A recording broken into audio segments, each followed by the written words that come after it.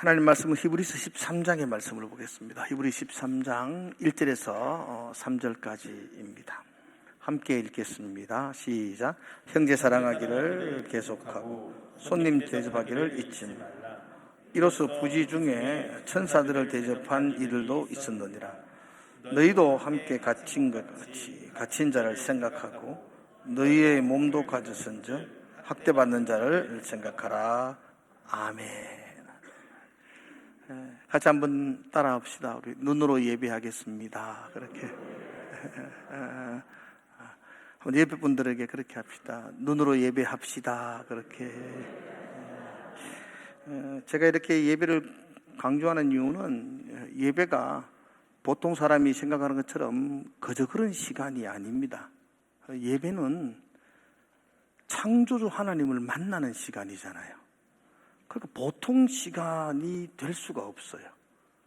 너무나 영광스러운 시간이에요. 우리는 하나님 앞에 나갈 수 없는 존재였습니다. 아담 이후로 선악과를 탐한 범죄한 후손들은 하나님께 나갈 수 있는 길이 막혔더랬어요.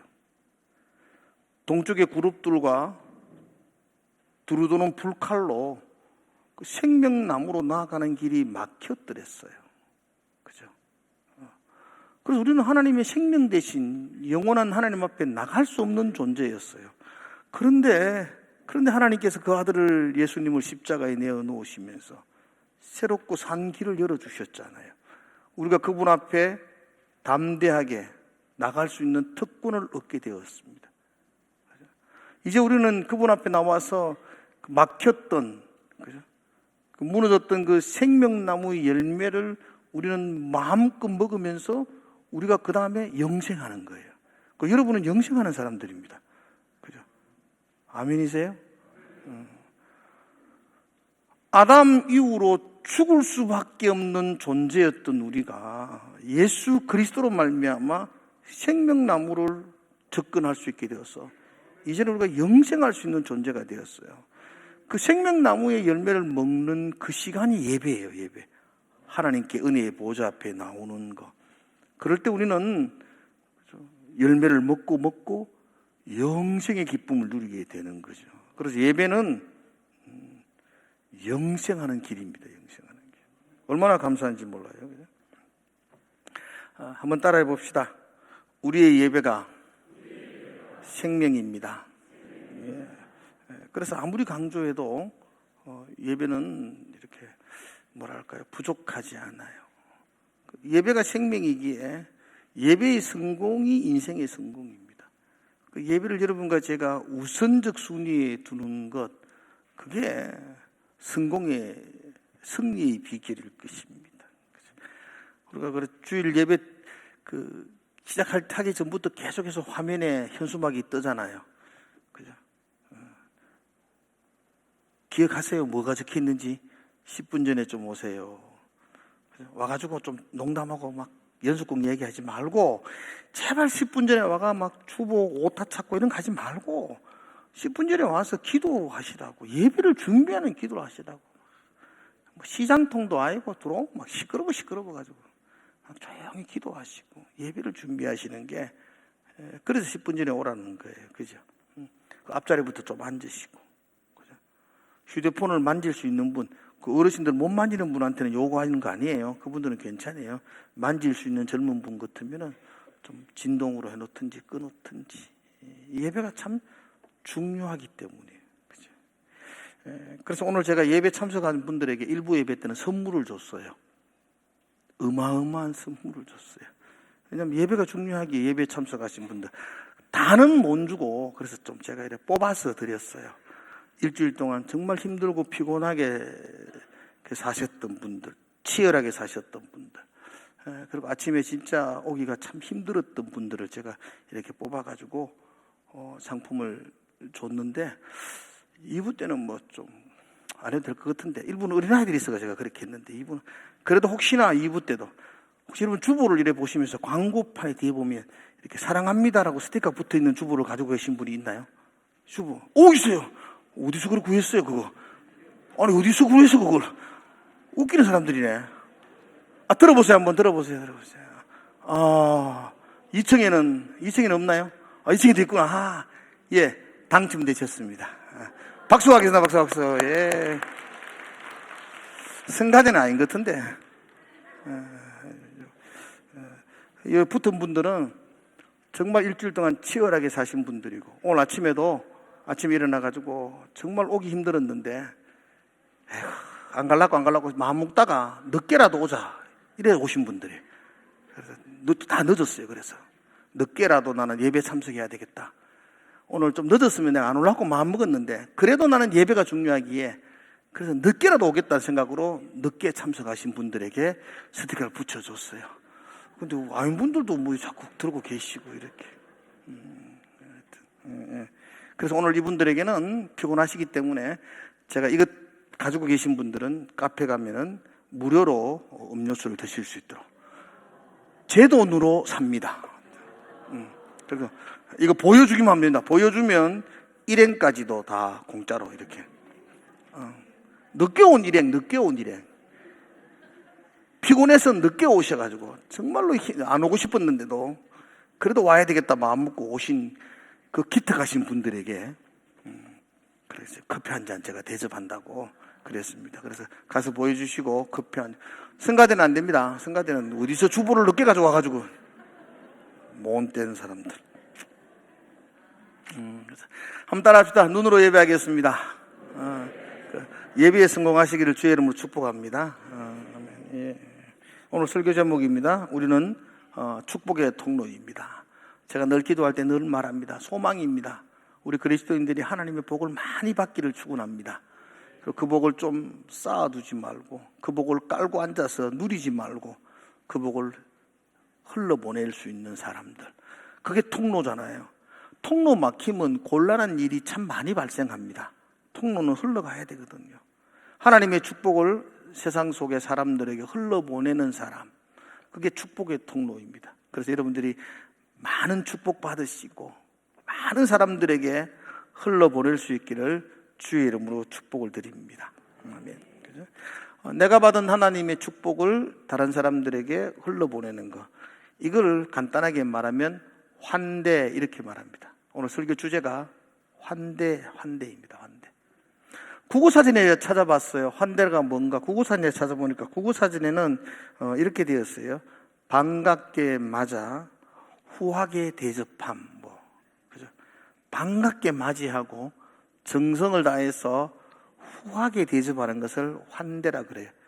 근데 저는 이제 성경적으로 여기다가 한 가지 더 첨부해야 된다, 그렇게 생각했어요. 그래서 제가 성경적으로 환대에 대한 해석을 할 때는 저는 이렇게 생각해요. 성경에서 환대란 나그네와 같은 낯선 사람을 후하고 따뜻하게 대접하는 것. 그러니까 하나 붙은 게 나그네와 같은 낯선 사람이죠. 내하고 친한 사람들, 내하고 관계가 있는 친밀한 사람에게 정성을 다하고 후하고 대접하는 건 그건 누구나 다 합니다. 그건 세상 사람들이 다 합니다. 그것도 못하면 인간도 아닙니다. 그런데 우리 그리스도인들은 한 발 더 나아가는 거죠. 내하고 별 관계가 없는 낯선 사람, 나그네 같은 낯선 사람에게 마음을 다하고 후하고 정성껏 대접하는 것, 이것이 우리가 보여줘야 될 성품이라는 겁니다. 그래서 환대는 나그네와 같은 낯선 사람들에게 사랑과 정성으로 대하는 것, 이렇게 말합니다. 사람은요, 본성적으로 낯선 사람에 대한 경계와 두려움을 가지고 있습니다. 왜냐하면 이 낯선 사람은 이게 아굴인지 적굴인지 구별이 안 갑니다. 이 사람은 내게 덕이 될 사람인지 해를 끼칠 사람인지 판단이 안 씁니다. 그래서 경계하고 두려워합니다. 그래서 친한 사람끼리 인사하는 거, 이건 뭐 그렇게 어렵지도 않아요. 그죠? 여러분, 복도에서 친한 사람 만나면 막 호들갑을 떨어요. 근데 낯선 사람 만나면 막 그냥 인사 안 하기는 그렇고 하락하기도 이런 거니까 완전히 영혼이 없는 인사를 하고, 인사 받아도 기분 나쁜 인사를 하시는 것 같아요. 그게 이제 우리 본성인데, 우리 이 본성을 좀 거스려야 돼요. 나그네와 같은 낯선 사람들에게 친절과 사랑을 베푸는 것, 이게 세상에 보여줘야 될 우리의 모습입니다. 자, 그래 중직자들은 명찰 달아라 그랬죠. 안 달면 안 돼요. 명찰 달고, 명찰이 이게 이제 인사할 수 있는 자격증이거든요. 마음껏 이렇게 인사하시고, 환대가 있는 교회는 건강한 교회입니다. 친한 사람끼리 막 친하고 온갖 말 다 하고 그렇게 똘똘 뭉치면 그걸 암이라 그래요. 암. 그게 좋은 게 아니에요. 그게. 그런데 낯선 사람끼리 같이 환대를 하고 친밀감을 가질 때에 건강한 세포가 되는 거지요. 그죠? 그래서 이 환대는 교회 공동체에 정말로 필요한 성품이다 하는 생각을 가지게 됩니다. 오늘 1절과 2절을 한번 같이 한번 보겠습니다. 오늘 1절, 2절 이렇게 되어 있거든요. 형제 사랑하기를 계속하고 손님 대접하기를 잊지 말라. 이로써 부지 중에 천사들을 대접한 이들이 있었느니라. 히브리서의 저자가 그렇게 소개를 하고 있어요. 여러분, 히브리서가 몇 장으로 되어 있는지 혹시 아세요? 13장으로 되어져 있어요. 오늘 지금 13장을 읽었어요. 마지막 부분이에요. 그러니까 이 13장 1절과 2절 오늘 읽은 이야기는 히브리서의 결론적인 부분이에요. 그동안 이런저런 이야기를 다 했어요. 그리고 마지막으로 내가 너에게 당부하는데, 마지막으로 내가 너에게 권면하는데 너 이랬으면 좋겠다. 그 이야기를 13장에 적어놓고 있어요. 우리 지난주에 잠깐 말씀을 드렸어요. 우리가 어떤 사람이냐면 예수 그리스도의 피를 힘입어 성소에 들어갈 특권을 얻었다 그랬습니다. 그죠? 예수님이 자기 몸을 찢으셔서 우리가 은혜의 보좌 앞에 나올 수 있는 새로운 산 길을 열어주셨다 그랬어요. 우리가 얼마나 놀라운 은혜를 받은 사람입니까? 그러므로 너희가 이렇게 살아라는 겁니다.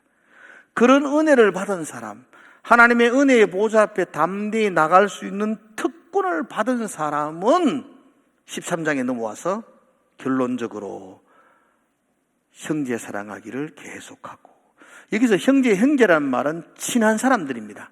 친밀한 사람들입니다. 교회 안에서 친한 사람들끼리는 전에도 사랑했는데 지금도 계속해서 사랑하고, 그 다음 이어서 손님 대접하기를. 손님은 낯선 사람입니다. 내하고 별로 상관없는 사람입니다. 내하고 잘 모르는 사람입니다. 근데 그런 사람들을 대접하기를 잊지 말라. 꼭 대접해라. 이게 이제 환대라고 말합니다. 형제를 사랑하고 낯선 사람을 환대해라. 이게 히브리서의 결론적인 저자의 당부의 말씀이기도 합니다. 그러면서 2절은 이렇게 말하죠. 손님 대접하다가 부지 중에 천사들을 대접한 이들이 있었느니라, 이렇게 말해요. 부지중이란 말은 나 모르고, 그죠? 내가 천사인 줄은 모르고 그냥 막 대접했는데 오, 천사였더라. 그래서 엄청난 축복을 받은 사람도 있었다, 이렇게 히브리 저자가 이야기하죠. 혹시 기억나는 사람 있나요? 1부들은 잘 알던데 2부는 잘. 혹시 이거 똑똑하시네요. 부지 중에 천사를 대접한 사람. 창세기 18장에 나옵니다. 창세기 18장에 보면 아브라함이 부지 중에 천사를 대접한 이야기를 쭉 적어 놓고 있어요. 그때 아브라함은 자기 장막, 그때는 이제 텐트 속에 살았으니까 그 장막 앞에 이렇게 쉬고 있었어요. 성경에 보면 이렇게 되어 있죠. 날이 뜨거울 때에, 이렇게 되어 있거든요. 그러니까 그때는 정오의 뜨거운 햇살이 비춰질 때입니다. 중동 지역은 그렇게 뜨거울 때는 쉽니다. 우리가 오전치 오침하는 것처럼 이렇게 좀 쉬어야 돼요. 거기는 하도 뜨거우니까 밖에 나다니지 않아요. 그래서 아마도 아브라함이 자기 장막의 그늘에서 이렇게 쉬고 있었습니다. 그런데 저 멀리서 낯선 나그네가 지나가는 거예요. 자기 집으로 오는 나그네가 아니고요, 그냥 이렇게 지나가는 나그네였어요. 그 나그네는 결론적으로 소돔을 가기 위해서 그곳을 이렇게 지나갔어요. 근데 아브라함이 그 지나가는 나그네를 보고 성경에 보면 달려갔어. 여러분, 달려갔다는 말을 우리말로 하면은 버선발로 뛰어갔어. 반가운 사람이 올 때 우리는 버선발로 맞이한다 그러죠. 사랑하는 가족들, 군대가 있던 아들, 친한 친구 올 때는 달려갔어. 버선발로 맞이했어. 그렇게 말합니다. 그런데 낯선 나그네가 지나가는데 아브라함은 달려갔어. 그를 맞이합니다. 그 위에 보면 아브라함은 그 나그네 앞에 몸을 땅에 굽혀 영접한다 그랬어요. 몸을 땅에 굽혀. 몸을 땅에 굽혀. 여러분, 당시 아브라함의 나이가 몇 살인지 아세요? 몇 살? 몇 살 할래요? 99세였다고 말이에요. 아브라함이. 여러분, 나이가 99살 정도 되면요, 어디가 머리 굽힐 나이 아닙니다. 누구에게 머리 숙일 나이가 아니잖아요. 근데 아브라함은 그 낯선 손님에게 달려가서 그 발 앞에 무릎 꿇으며 머리를 굽히면서 그를 영접합니다. 그리고 뭐라고 말씀하느냐면 이렇게 말합니다. 이대로 그냥 제발 저희 집을 스쳐 지나가지 마십시오. 오, 진짜? 그냥 지나가려고 그러는 손님한테 찾아가서 이대로 그냥 지나가지 마시고 저기 나무 그늘이 있는데 여기 좀 앉아 계십시오. 내가 99세 된 할아버지인 내가 물을 떠오겠습니다. 여러분들의 발을 씻어드리겠습니다. 이게 이제 피곤을 풀어주는 거잖아요. 쉬게 해주겠습니다. 그리고는 여러분들이 발을 씻고 쉬는 동안에 내가 달려가서 음식을 준비하겠습니다. 제발 지나가지 마시고 쉬시면서 그 음식을 드시고 난 이후에 그리고 지나가십시오. 엄청난 환대입니다. 환대. 계속해서 아브라함은 그 나그네들을 대접하는 장면을 이렇게 기록하고 있는데 제일 먼저 아브라함은 그렇게 나무 그늘에 모셔놓고는 급하게 성경에 보면 달려가서 아내 사라에게 고운 가루로 떡을 좀 하라고 그렇게 요구를 합니다. 여러분, 날이 뜨거운 날 부엌에서 떡 하는 게 쉽지요? 그저죠 그거. 뭐 떡 하는 게 뭐. 아내 사라에게 저 손님들을 위해서 떡을 하라고 말합니다. 그리고는 아브라함이 또 달려가서 성경에 보면 또 달려가서 가축대가 있는 곳으로 갑니다. 아브라함은 계속 달려갑니다. 손님들에게 달려가고 아내에게 달려가고 또 가축대가 있는 곳으로 달려갑니다. 이건 그냥 마지못해서 근성으로 손님을 대접한다는 게 아닙니다. 마음이 급해서 그 99세의 할아버지인 아브라함이 막 뛰어다니면서 손님들한테 이렇게 접대를 하고 있는 모습입니다, 여러분들. 그리고는 그 하인들에게 가장 좋은 송아지, 가장 기름진 송아지, 그거로 요리하라고 합니다. 송아지 요리 드셔보셨어요? 최상의 요리입니다. 가장 좋은 것으로 요리해서 대접을 합니다. 아브라함은 이들이 천사라는 생각을 꿈에도 못했습니다. 하나님이 보낸 사람이라고는 생각도 못했습니다. 부지 중에 낯선 나그네를 대접합니다. 그리고는 하나님의 놀라운 은혜를 잊게 되는 거죠. 궁금한 거 한 가지. 어떻게 이렇게 대접할 수 있는가? 아브라함은 어떻게 이렇게 극진하게 나그네를, 낯선 사람인데 이렇게 나그네를 환대할까? 이건 왜 그럴까 생각해요? 물론 여러분들 그 광야에 있는 베두인들이라 그러죠. 아브라함 베두인인데 광야에서 목축하는 베두인들은요, 그 광야는 손님들이 잘 없습니다. 잘 안 지나가니까 사람이 반가우니까 누구라도 지나가면 맞아가지고 담소 나누고 세상 물정 좀 이야기 듣고 그렇게 하는 게 전통이기도 해요. 그리고 손님을 잘 접대해야지 이 손님이 나갔다가 내게 이렇게 공격하고 화를 끼치지 않거든요. 그래서 극진하게 대접하는 게 그 베두인들의 오랜 전통이기는 합니다. 그런데 이걸 우리가 문화와 전통으로 아브라함이 손님을 잘 대접했다, 이렇게만 해석하면 의미가 없어요. 뭐 그렇게 보지는 않아요. 그럼 아브라함이 이 낯선 나그네를 이처럼 극진하게 이렇게 대접한 데에는 무슨 이유가 있지 않을까? 그런데 많은 학자들이 그 이유를 찾으면서 이렇게 해석해 놓았어요. 아브라함이 손님을 대접했던 그 기사가 기록이 창세기 18장에 나오거든요. 근데 창세기 17장에는 아브라함의 평생에 잊을 수 없는 한 사건이 기록되어져 있어요. 아브라함의 일생에 잊을 수 없는 사건.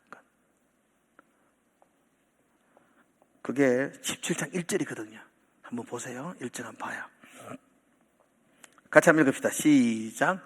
아브라함이 99세 때에 여호와께서 아브라함에게 나타나사 그에게 이르시되 나는 전능한 하나님이라 너는 내 앞에 행하여 완전하라.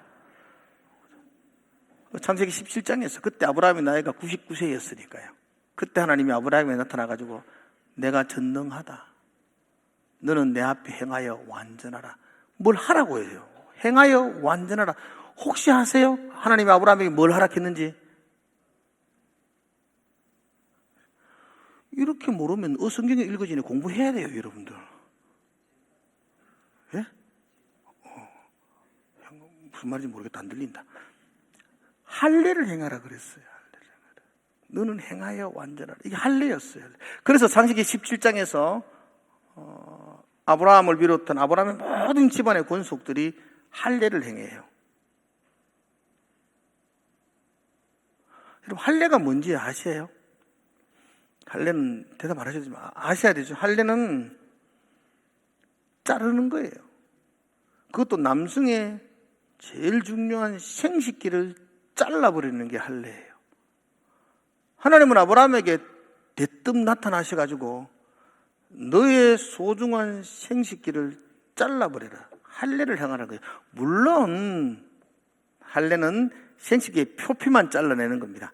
표피만 잘라내는 거지만 상징적으로 생식기 전체를 잘라내는 것과 같아요. 왜 하나님이 아브라함에게 할례를 행하라 하느냐면 그 전에 아브라함이 자기 생식기로 자기 힘과 자기 능력으로 이스마엘을 낳았거든요. 하나님은 아브라함에게 약속의 아들을 주겠다고, 사라의 몸을 통해서 약속의 씨를 주겠다고 창세기 12장에서부터 계속 약속을 해주셨는데 아브라함이 더 이상 기다리지를 못했어요. 그래서 자기 생식기로, 자기 능력으로, 자기 힘으로, 자기 권력으로, 자기 것으로 이스마엘을 낳았어요. 하나님이 굉장히 화가 나셨어요. 왜 내가 너에게 약속했는데 그 약속을 기다리지 않느냐는 겁니다. 기다리지 않는다는 것은 믿음이 없다는 거죠. 그래서 하나님이 13년 동안 아브라함에게 침묵하세요. 그래서 창세기 17장 마지막 절이 아브라함이 86세에 이스마엘을 낳았다라고 끝나고 17장 1절이 아브라함의 나이가 99세더라. 13년간 하나님은 입을 다무세요. 아브라함에게. 그 13년은 하나님이 삐져 있었어요. 하나님 삐지면 오래 갑니다. 13년 갔어요.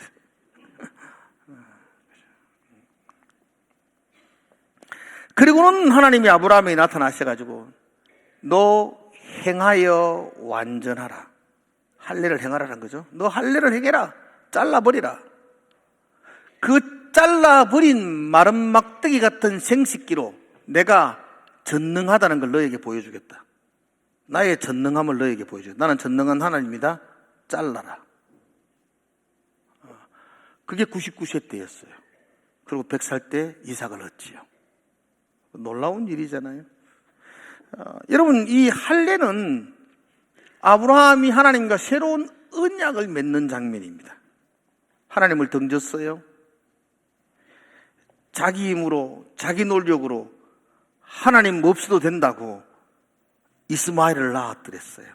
하나님과 관계가 끊어졌어요. 근데 그 아브라함에게 하나님 다시 찾아가셔요. 그리고 내가 너에게 전능함을 보여주겠다. 너는 나를 신뢰해라. 내가 너의 인생을 책임지겠다. 다시 너를 일으켜서 새롭게 하겠다. 그 약속이 할례였어요. 새로운 언약을 맺어주신 겁니다. 그러므로 여러분, 창세기 17장은 말할 수 없는 은혜를 받았던 아브라함의 모습이죠.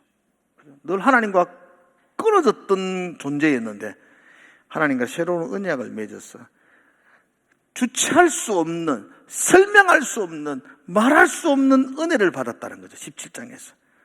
그리고 18장은 은혜 받은 성도가 이 땅에서 무엇을 보여주어야 되는지를 기록한 거예요. 너 하나님께 은혜를 받았으면 너 이렇게 살아야 돼.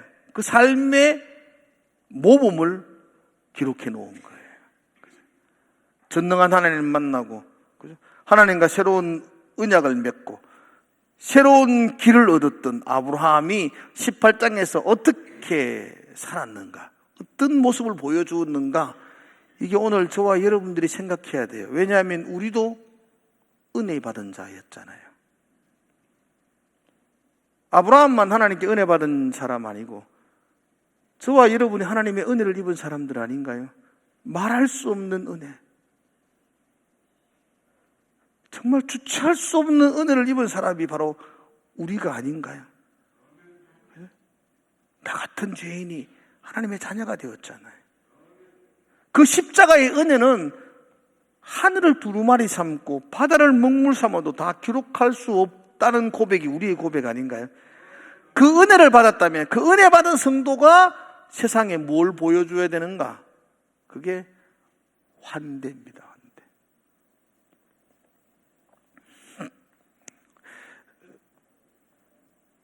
은혜 받았기 때문에 낯선 나그네 같은 이웃들을 향해서도 우리가 사랑과 친절을 베풀 수 있는 것, 이게 그리스도인이 세상에 보여줘야 될 성품입니다. 아멘이세요?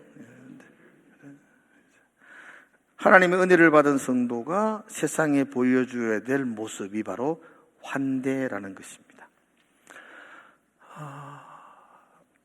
시편 23편의 말씀을 여러분 한번 생각해 보면 좋겠어요. 다 아시죠? 여호와가 나의 목자시니 내게 부족함이 없으리로다. 하나님이 나의 선한 목자가 되셔서 나를 푸른 초장으로 쉴만한 곳으로 인도하신다, 그렇게 말합니다. 그리고는 시편 23편 5절에 보면 이렇게 기록되어져 있거든요. 5절에 한번 볼까요? 주께서, 같이 읽읍시다. 시작. 주께서 내 원수의 목전에서 내게 상을 차려주시고 기름을 내 머리에 부어주셔서 내 잔이 넘치나이다. 여호와가 나의 목자가 되셨어요. 그리고 우리에게 축복을 주시는데 어떤 축복을 주시냐니까 내 원수들의 목전에서 내게 상을 차려주시고 내 머리에 기름을 바르신다. 내 잔이 넘치게 하신다. 이게 감격스러운 축복이라는 거예요. 저는 성경을 잘 모를 때에는요, 주께서 내 원수의 목전에서 상을 주신다 할 때 그 상이 어떤 상이 뭐죠? 이게 지금 여기 상이 혹시 아세요? 왜 그렇죠? 저는 이 상이 엄청난 상인 줄 알았어요. 황금상. 니도 그렇게 생각했지? 이게 뭐 엄청난 상금, 엄청난 상풍. 하나님이 내 원수들을 보는 앞에서 나를 불러내가 상장, 김종원, 이렇게 엄청난 상을 주신다고 생각했어요. 근데 내가 철이 들고 성경을 보니까 이게 그 상이 아니고 밥상이네. 그리고는 복잡해져요. 아니, 밥상 차려주는 게 뭐 그렇게 큰 축복이지? 여호와는 나의 목자시니, 막 그렇게 거창하게 해놓고는 꼴란 4개는 밥상 차려주시니, 우리 엄마도 매일 새끼 밥상 차려주는데, 뭐 밥상 차리는 게 아무것도 아닌 건 아니지만 밥상 차려준다는 게 뭐 그렇게 막 눈물 흘리고 감격하고 막 뒤로 자빠질 정도로 은혜를 입고 그런 거 아니잖아요. 내만 그래 생각하나요? 하나님이 여러분에게 밥상을 차려주십니다. 할렐루야, 감사한가요? 아내가 밥상을 차려줍니다. 그만큼 감사합니까? 그렇게 감사하죠. 근데 이게 밥상을 차려준다는 것이 그렇게 막 놀라운 감사라는 실감이 안 나잖아요. 그러니까 왜 그럴까 싶어서 내가 계속 찾아보니까 여러분, 밥상 차려준다는 게 엄청난 거예요, 엄청난 거. 혹시 아세요, 여러분들? 밥상 차려준다는 의미가 뭔지? 이게 말로 설명할 수 없는 거예요, 이거는. 보세요. 주께서 내 원수들이 보는 앞에서 내게 밥상을 차려주세요. 이게 무슨 뜻인지 아세요? 만왕의 왕, 창조의 왕, 전능하신 하나님, 온 세계를 발 앞에 굴복시키는 그 왕이 내 원수들이 보는 앞에서 내게 밥상 차려주신다. 이 밥상을 차린다는 것은 같이 밥을 먹는 식탁의 교조를 나눈다는 거예요. 유대인들에게 있어서 히브리인들은요, 밥 같이 안 먹습니다. 밥 같이 안 먹습니다. 왜냐하면 그들은 먹어야 될 음식이 있고 먹지 말아야 될 음식이 있기 때문에 아무거나 이방인들하고 밥 안 먹습니다. 유학 가신 어떤 분이 이야기 들으면 10년을 살아도 옆에 이웃이 자기를 그렇게 친하게 해도 밥 한 번 먹자 그런 이야기 안 하는데 자기 집에 초대 안 받아서 못 받습니다. 유대인들은 밥을 같이 먹는다는 것은 내 절친이 되었다는 이야기입니다. 내 친구가 되었다는 이야기입니다. 다시 말해서 원수들이 보는 앞에서 내게 밥상을 차려주신다고, 내 머리에 기름을 부으시고 잔이 넘치도록 해준다는 이 말의 의미는요, 그 전능한 하나님이 원수들 앞에서 나를 딱 세워놓고, 김종호이는 내 친구대, 이는 까불지 마라, 이제 달라들지 마라, 이 말입니다. 그래서 다윗이 뭐라고 고백합니까? 군대가 나를 진칠지라도 내가 두렵지 않다. 여호와가 나의 목자시기 때문에. 하나님이 나를 친구 삼아 주셨다는 거죠. 이건 말로 설명할 수 없는 놀라운 은혜입니다. 은혜. 놀라운 은혜입니다. 이것이 우리가 받은 하나님의 은혜입니다. 내가 그 은혜의 주인공입니다. 그래서 환대란, 왜 내가 낯선 사람들에게 이렇게 사랑을 베풀어야 되는가라는 질문을 할 수 있지만, 환대는 내가 하나님께 받은 은혜가 있기 때문입니다. 그래서 하나님께 은혜 받은 성도가 세상에 보여줘야 될 성품이 환대입니다. 한번 따라 합시다. 하나님께 은혜 받은 성도가 세상에 보여줘야 될 성품, 그게 뭐라고요? 환대입니다. 오늘 설교를 마치면서 다 여러분 잊어버리십시오. 딱 기억할 거 두 가지만 기억하십시오. 첫 번째, 우리가 하나님께 받은 환대를 기억하십시오. 내가 하나님께 받은 환대를 기억하십시오. 환대란 낯선 나그네 같은 자에게 호의를 베푸는 것 아니에요. 근데 하나님은 보세요. 우리가 하나님 앞에서 낯선 나그네가 아니었어요. 우리는 하나님께 원수였어요. 원수 되었던 자였어요. 근데 원수 되었던 나에게 하나님은 한없는 환대를 주셨어요. 자기의 생명을 내어놓는 환대를 베푸셨어요. 그거 기억하는 겁니다. 하나님께 받은 환대를 기억하십시오. 그리고 두 번째 꼭 기억하십시오. 내가 받은 환대를 세상에 돌려주어야 합니다. 내가 하나님께 환대를 받았으니까 내가 세상 사람들에게 돌려주어야 됩니다. 낯선 나그네들에게. 그래서 예수님은 이렇게 말했습니다. 어린 소자에게 한 것이 곧 내게 한 것이다고. 어린 소자. 어린 소자가 무슨 의미일까요? 어린 소자는요, 그동안 내게 아무것도 안 주었습니다. 그리고 앞으로도 내가 아무리 뭔가를 베풀어 주어도 이 어린 소자는 내게 갚을 능력이 없습니다. 내게 아무것도 안 줬고 앞으로도 내게 그 무엇도 갚을 능력이 없는 그 어린 소자에게 내가 환대를 베푸는 겁니다. 그게 환대입니다. 갚을 능력이 있고 힘센 권력이 있고 그런 사람에게 베푸는 것은 그걸 뇌물이라 그래요. 그렇지 않나요? 우리 보고 뇌물을 바치라는 게 아니고 네게 갚을 능력이 없는 그 어린 소자에게 환대해라. 그것은 네가 하나님께 환대를 받았기 때문이다. 네도 하나님께 갚을 능력이 없지 않았냐? 죄인 되었을 때 원수 되었던 자 아니었냐? 그래도 하나님이 나에게 환대를 베풀어 주었다. 그래서 네도 갚을 능력이 없는 어린 소자에게 네가 환대를 베푼 건 그게 곧 나에게 한 것이다. 그렇게 말하고 있어요. 자, 한번 따라합시다. 갚을 수 없는 사람에게 환대를 베푸십시오. 아멘이세요? 네, 그렇죠. 제가 수요일을 잠깐 이야기했는데, 그러니까 장례식 날 내게 부주 안 한 사람한테 찾아가서 부주하라고. 누가 돌아가시면 내게 얼마 있지 다 찾아가지고, 나도 시알리 가지고 얼마 딱 작아. 좀 이건 세상 사람들이 하는 거예요. 기브앤테이크. 내가 준 만큼 받는 거, 받은 만큼 주는 거. 우리는 그렇게 하는 사람들 아니에요. 내게 아무것도 안 해준 사람, 그리고 앞으로도 내게 부주 못할 사람, 그런 사람한테 찾아가는 게 그게 진정한 그리스도인이지. 그죠? 다음 장례 때는 좀 그래 하이소. 그죠? 그러니까 뭐 부주 많이 할 사람한테는 하지 마세요. 그 사람은 내 안 해도 그 사람 잘 돼요. 내 안 하면 안 될 사람들한테, 내게 했느냐 안 했느냐 관계없이 낯선 나그네 같은 사람에게 사랑을 베푸는 거, 그게 하나님께 사랑받은 그리스도인이 가져야 될 가치관 아니겠어요?